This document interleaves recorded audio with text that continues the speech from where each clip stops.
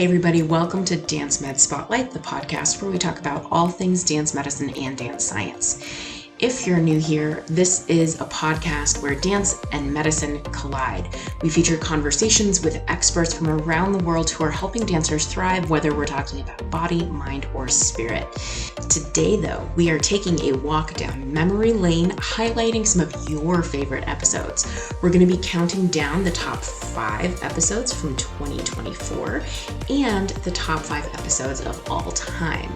So make sure that you stay tuned. We're going to be sharing clips of some of those and sharing some additional thoughts from things that I remember from doing those episodes as well.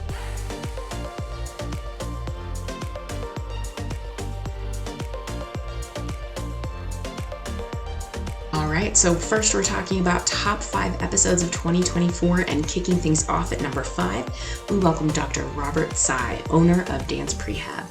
He shared his unique dance-centered approach, emphasizing the exploration of movement and advocating for yourself as a dancer.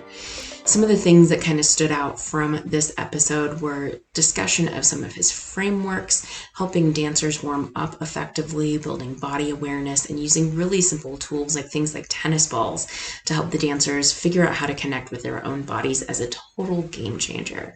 Let's check out some clips from this episode. And sometimes it's as simple as hey, how do you want to warm up today? Some dancers are like, yeah, let's do this. I'm like, great. If we're talking advocacy and we're talking about they have to choose to advocate for themselves, right? So that, to me, it doesn't necessarily, at least in our sort of experiences in this population, like that begins with what you were saying, like giving them a choice. How are you going to warm up today, right? And so that's one of the things that I see too, when we give them an opportunity to show us and demonstrate what they've been learning. Looking back at this clip, it reminds me more of the conversation that we had, something that comes up periodically with other folks that I speak with. I think so often in the dance world, dancers are being told what to do, when to do it. There's not a lot of choice in what is happening. We are used to being given feedback all the time, given a particular structure to the class from whoever is instructing or choreographing. They may be telling us what costumes we're wearing, who we're dancing with, who you're partnering with, all of these different things. And then when it comes to schedule, the schedule is set for you. For some companies or studios and rehearsal schedules coming up to shows, it may be a very last minute change of schedule or addition to the schedule. So there's a lot where the dancer doesn't necessarily have a say in how some of the things are going to work. And so I think it's really powerful when we as healthcare providers can give them an opportunity to have a voice, to make a choice in how we're progressing forward. And just like Rob and I were talking about in this episode, I think we have a lot of opportunities to give them that chance, particularly when it comes to younger dancers and they're trying to just figure out how to navigate in life and in the world, much less in the dance world. It's another great opportunity to help them learn and develop other skills as well and start building some of that self-advocacy voice for themselves. I've always enjoyed education, even as a dance teacher, and so going into physical therapy, the intention was always to maintain some kind of educational support, or at least explore that option. I've, less about the idea of like, oh, I have information for you, and more about how can we get together and create progress, create conversations. I think this is a really interesting additional conversation, thinking about continued learning as a dancer or as a dance educator or as a dance healthcare provider. I think a lot of us are naturally curious about how the body is doing what it does, especially when it comes to dance and all of the crazy wild things that we're asking of our bodies to do. I've heard so many stories from a wide variety of guests where it's, that's the thing that fascinates them and got them to the place that they're working in now, working with dancers. And I find a lot of times we can also help be almost like a translator for the performers that we're working with. I know there's a couple of guests that I've spoken with about this idea too, where, we as healthcare providers understand the healthcare language and anatomy and how the body functions and all of that, but then we also get to learn about dance and maybe have that dance experience ourselves and get to kind of blend them together. So sometimes if I have a dancer who comes in and they're saying, I keep getting this correction from my dance teacher, but I can't figure out how to actually incorporate it. It's not that the dance teacher isn't doing a good job or, isn't paying attention or that sort of thing. A lot of times they just don't have time in a class with, over a dozen students, sometimes pretty large classes, to go and give really specific feedback to each individual and that sort of thing. And so, being able to leverage people who are the health and wellness and fitness folks in the dance space can be a really great way to have an adjunct to what you're doing as an educator in class or what you're experiencing as a dancer in class, and be able to kind of bridge that gap and get additional training and input and all of that kind of thing. So I think it's a topic that makes my brain go into a million different places of kind of this, how do we continue learning? How do we support each other in the learning process and all of that? But definitely a fun topic to talk about and think about. Coming in at number 4, Jennifer Milner brought her expertise as a Pilates trainer, movement specialist, and ballet coach.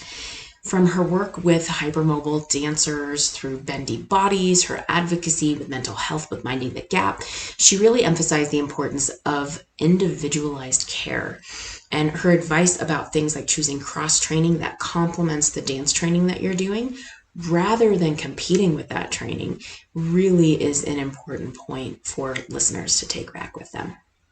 I think strength training should be a part of every dancer's life. I am not a strength coach, but I will start working with them and encourage them towards a strength coach. But you definitely want to find someone who understands the load that dancers already struggle with in rehearsals and performances and is going to respect that.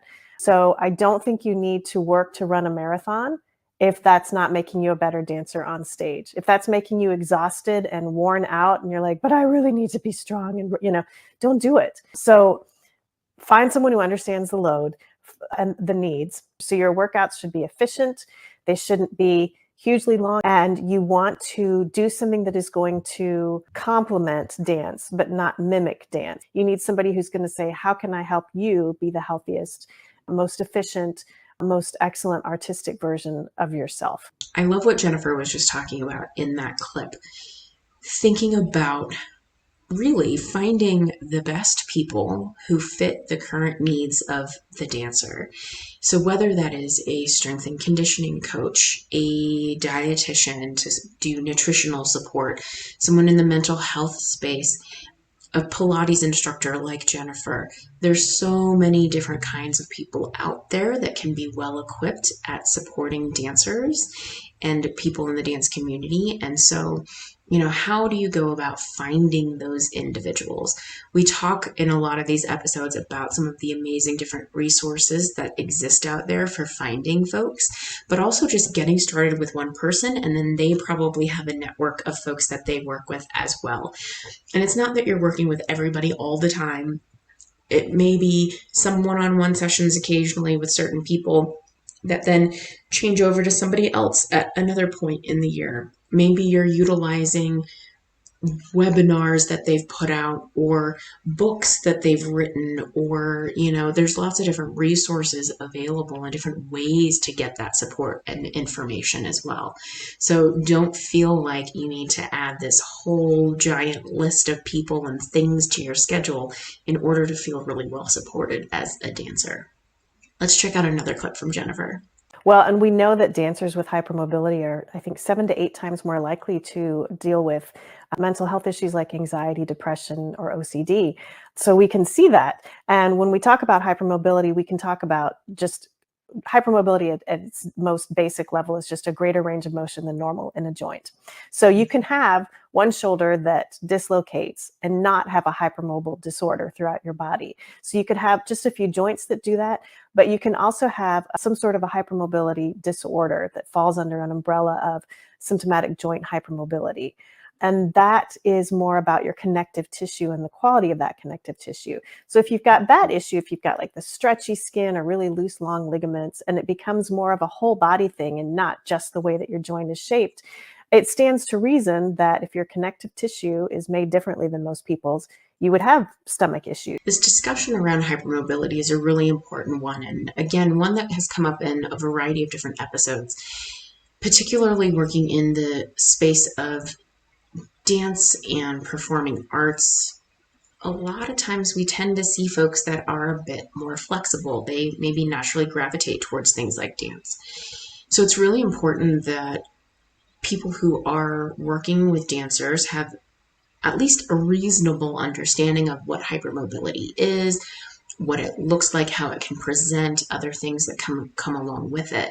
We know that different types of hypermobility exist, just like Jennifer was talking about, where maybe a joint or a few joints kind of do their own thing and are a little bit more mobile. And then we have this systemic effect in situations like Ehlers-Danlos, where we start to see a list of things that people can be presenting with. And it's one of those diagnoses that sometimes can go unchecked for decades until somebody figures it out, because it does seem like such a random mix of different symptoms and presentations. And it's not until somebody starts to put those pieces together that then that individual can get diagnosed having a hypermobility disorder like Ehlers-Danlos. So working with a healthcare provider, a wellness provider who has some of that knowledge, has resources to get you connected with folks to make sure that you're getting the support that you need is really important. If you want to learn more about hypermobility and the way that it presents, how to support hypermobile dancers, we have a variety of episodes where we talk about that. If you go to the YouTube channel, you can find a playlist that is specific to hypermobility topics, and I have lists for other topics as well, wherever they kind of fit. But that's a great place to start. There's also a lot of other resources out there, including some different textbooks and things like that as well. But working with a dance medicine provider who is familiar with hypermobility is definitely an important thing. At number 3, we have Melissa Buffer, physical therapist and owner of BT Physical Therapy and Wellness. She's also the founder of the Artistic Athlete Health Collective, where she's making waves advocating for better access to care for performers. In this episode, Melissa shared the challenges of balancing rigorous performance schedules with injury prevention and how mentorship in the field of dance medicine can be really important to help grow this specialty area. She's really passionate about performer-centered healthcare, and it's something that really shone through the entire conversation that we had. Be sure to check it out. So we've worked with some acupuncturists and chiropractors, and really my mission with this is to continue to open that. I have some strength coaches in there because, as physical therapists, we, kind of wear many hats, and we often can kind of do a lot of those things I mentioned. And also it's important to me to continue to elevate any clinician who has the interest of reducing injuries in performing artists. And by all means, there's amazing experts. I mean, we're in Boston here. It's like laden with amazing practitioners. So that's a really big part, not just the providing the artists the very curated care that they need, but also as like a community, right? I don't know about you, but I'm starting to sense a theme here. We're back on this topic of building a team to support the dancer. So regardless of where you are as a dancer, what level you're at, what genres you're participating in, there's so many opportunities to find people who are truly passionate and educated about working with dancers and supporting them in all the things they need to be able to do. Melissa has some really great examples, particularly with her organization, Artistic Athlete Health Collective, where she pulls some of those different individuals in. We've heard from other guests like Mandy Blackman, who's doing something similar with Atlanta Dance Medicine. There are lots of different places that are doing this sort of thing. And even if there isn't one company that's offering it, you often can find people either locally or folks who want to work virtually to support as well. So the team approach is so incredibly important, even though we often don't think about it in the world of dance, unlike we do in other sports. Let's check out another clip from Melissa. If someone listening were to walk away with one piece of information, what do you hope that they walk away with? I would say self-advocacy is super important. I think often as artists, we are encouraged to just keep quiet and follow along and push and not speak up. And, there's a time and a place always. It's not always the right time to do that, but nobody knows their bodies better than themselves. And if something doesn't seem right, it doesn't feel right, it's probably not, and you're not alone. And so it may not be like, you may not feel comfortable speaking up to directors or, a lot of folks have agents. And we're back on the theme of self-advocacy for dancers. One of the things that we didn't talk about when this came up a little bit earlier in Rob's episode is something that Melissa also goes on to say after this clip ended, but kind of thinking about how the healthcare providers fit into this as well. So, dancers should feel like they are in a position to be able to speak up for themselves. Again, right timing, right place, all of that kind of stuff. But if you're looking for some support, another source for that is people who are part of your team from the health and wellness and fitness perspective. Because of our expertise and working with folks and that sort of thing, we often can also be an advocate for you. We can provide information as to why it is important to do it this way or not do it this way. We can provide information as to why this may be an increased risk for somebody. I know a lot of times the dancers that I work with, they may ask for notes to take back to their dance teacher of ways that they need to modify in class for right now. Or if they're dancers who are in school, maybe it's things that they need to be careful with, even in a PE class that they're taking, that kind of overlaps with some of the things that we're trying to be cautious with as they're recovering from an injury.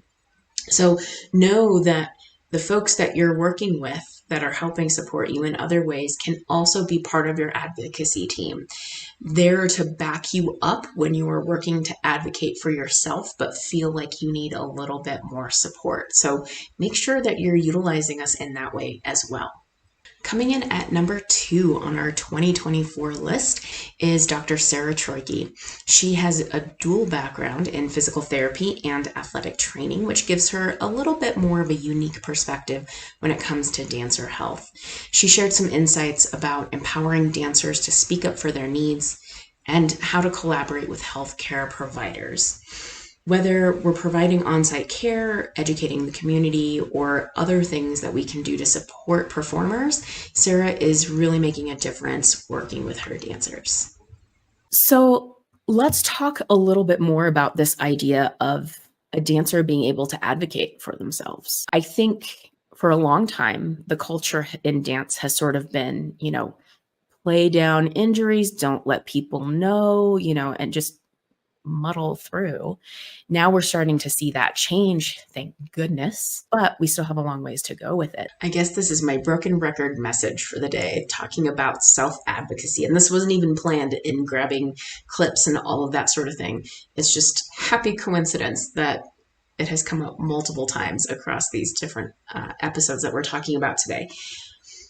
One of the things that this one in particular makes me think of is the idea that we are used to pushing through. It goes back to something that I constantly talk about of, we know that dancers have higher pain thresholds and pain tolerances and that kind of thing too. And so, we really need to get away from this idea of we suffer for our art, or dance equals pain, or point shoes equal pain. We know that some of the things are not always going to be the most comfortable in the world. Sometimes we do put our bodies through a bit of discomfort. We may be pushing ourselves mentally through some discomfort in order to accomplish an end goal, just like a lot of other things in life outside of dance. But I think it needs to be managed and balanced with other things. That shouldn't just be the given, and it shouldn't be that we suffer for our art and for our craft. So that's something that we talk about a lot in these different episodes, and clearly is one of my soapboxes as well. But let's listen to another clip from Sarah here.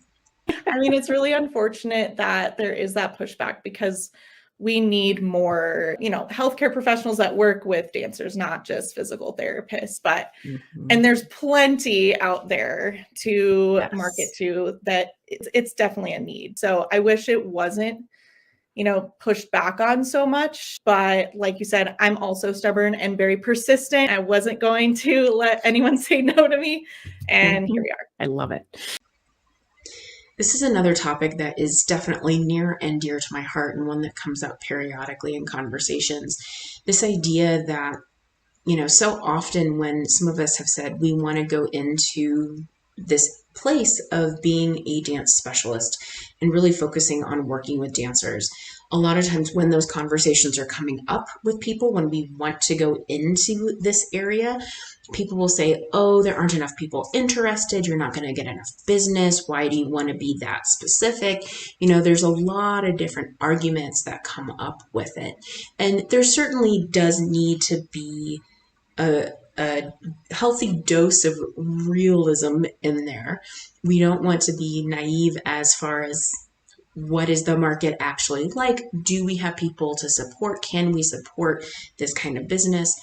But we also need to realize that there is definitely a need there, regardless of age of dancer, skill level, what genre they're dancing in.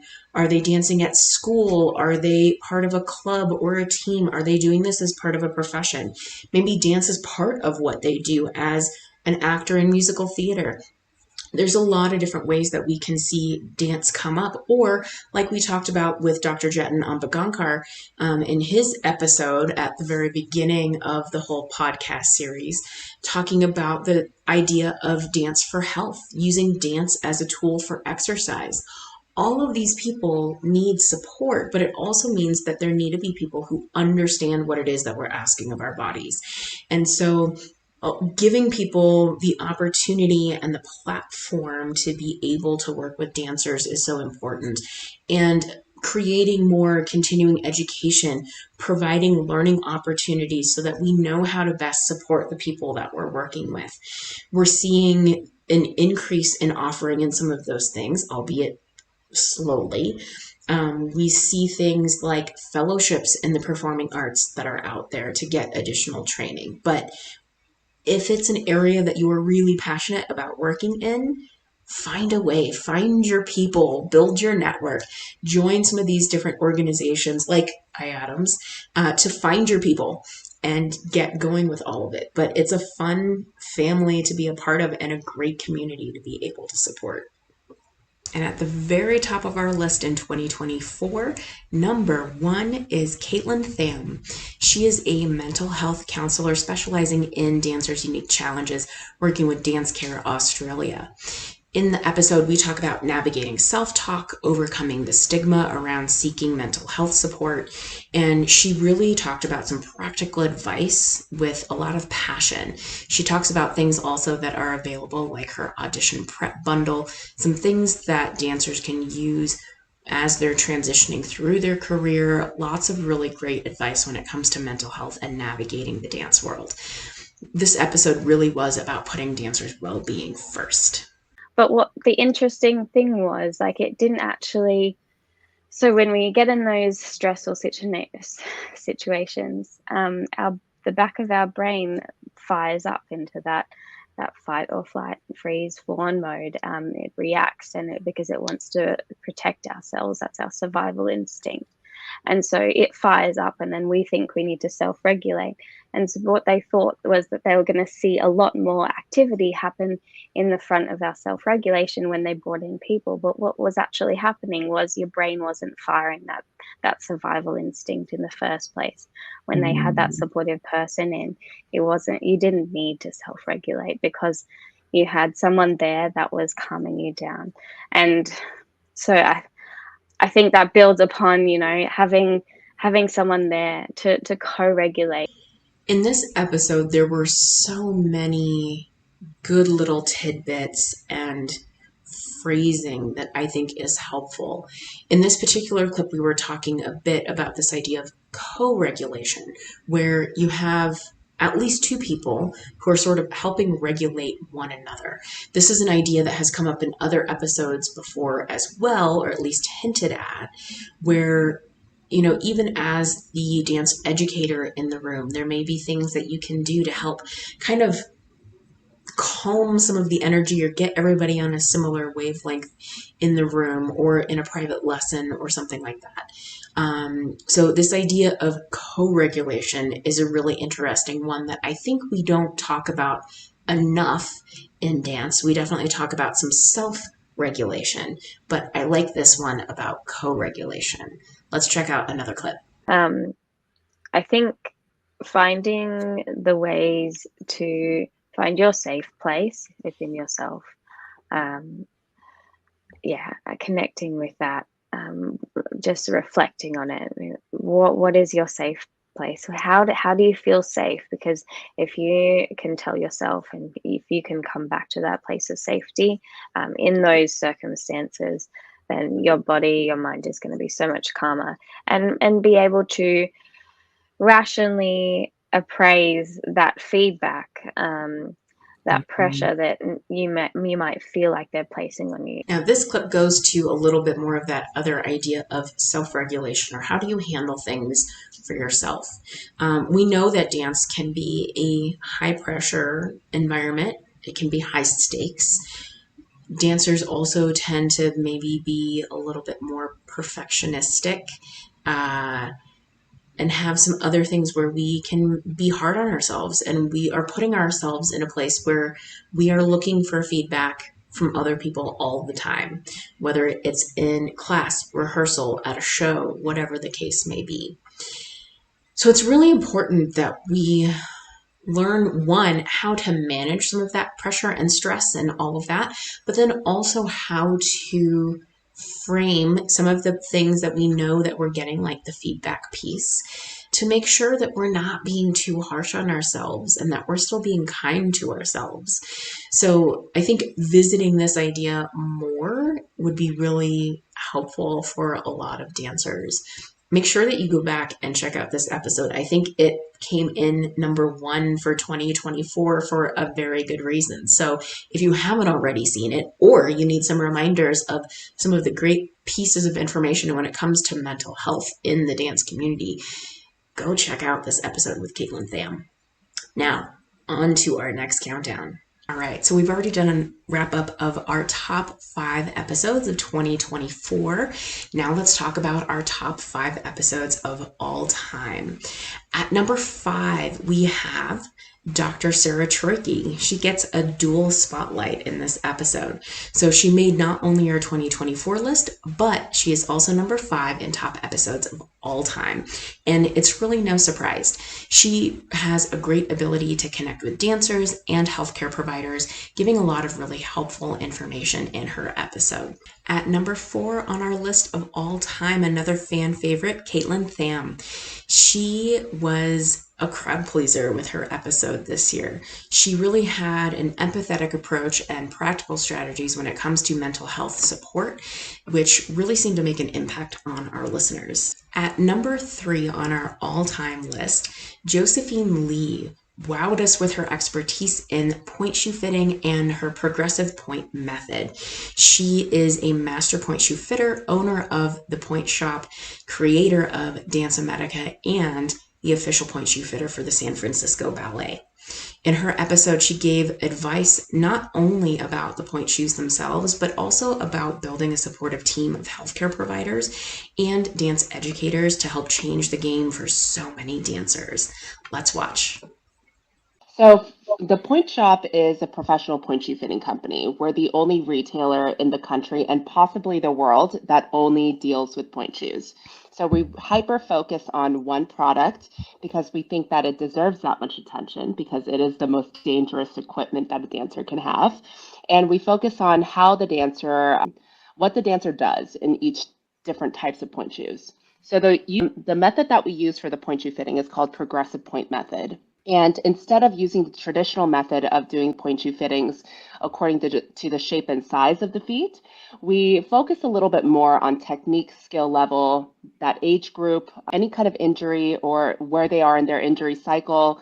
And we're basically customizing the shoe for the dancer at that level at that time. Another invaluable part of a dancer's team is not just folks in the healthcare world, dietitians, physical therapists, chiropractors, physicians, Pilates coaches, all of these different kinds of folks.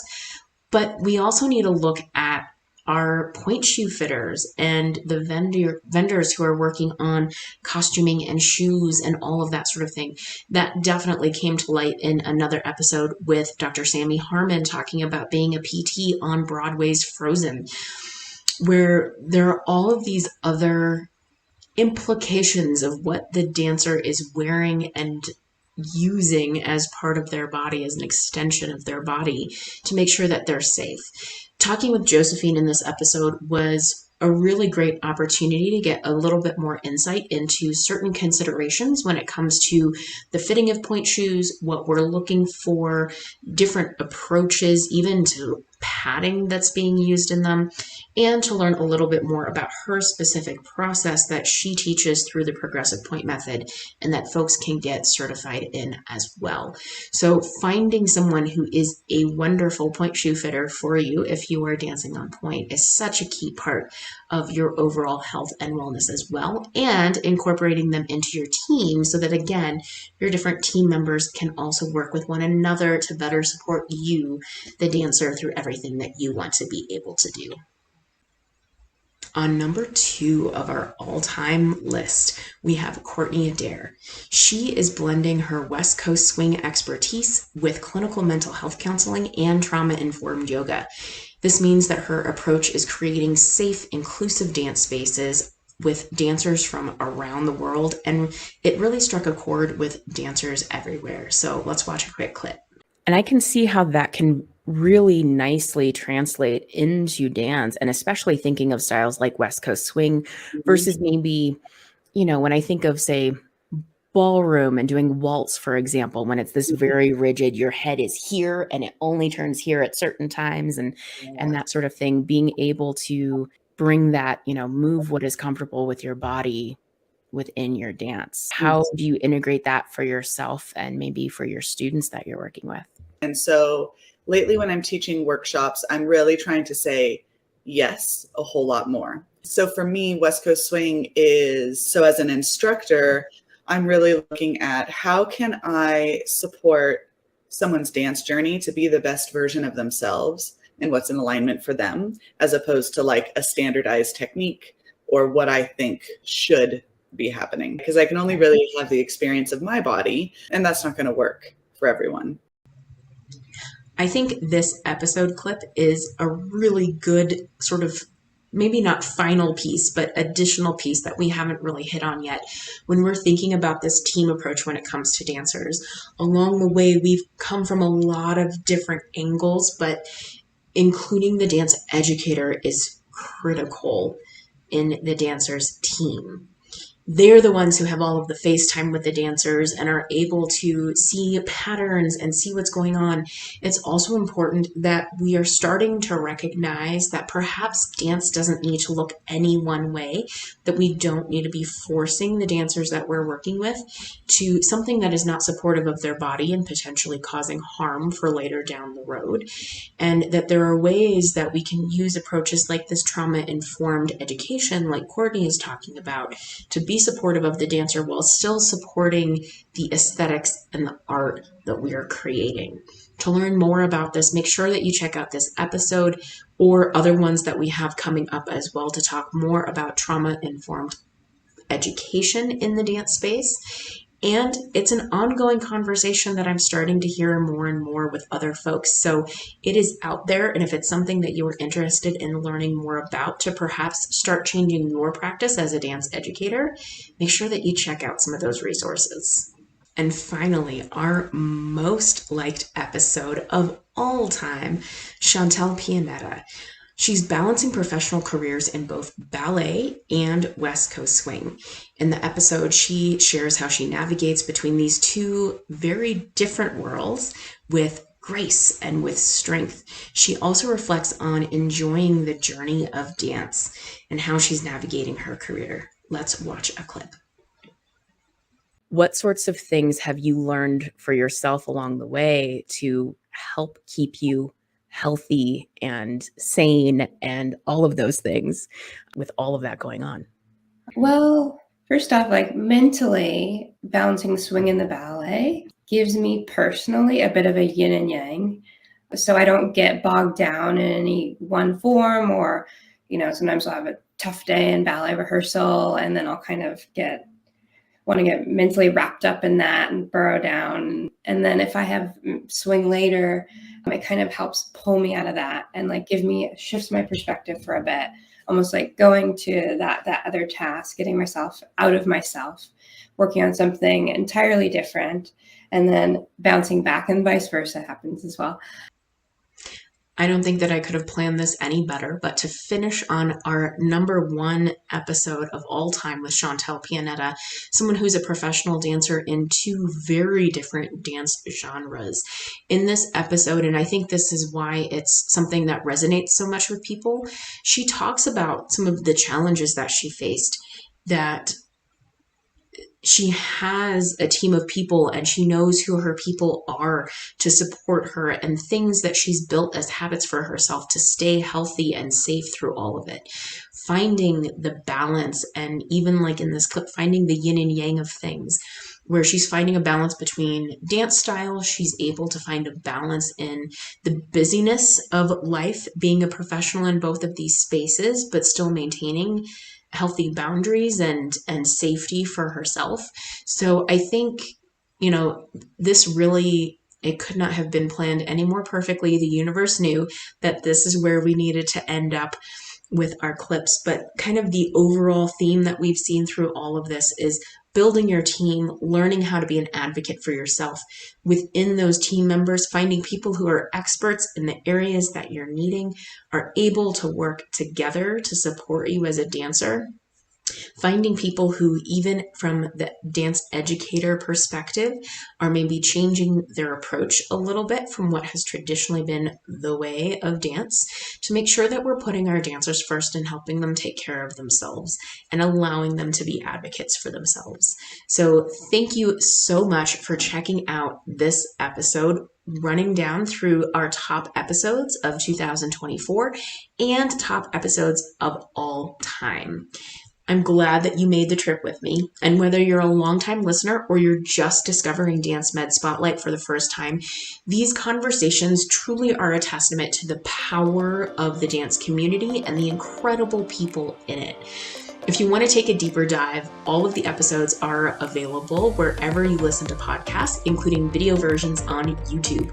So don't forget to like, subscribe, and share some of your favorite moments with us. So until next time, stay inspired and keep dancing. I'll see you on the dance floor.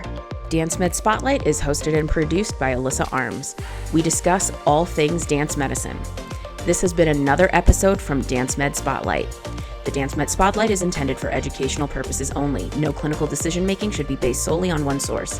While care is taken to ensure accuracy, factual errors can be present.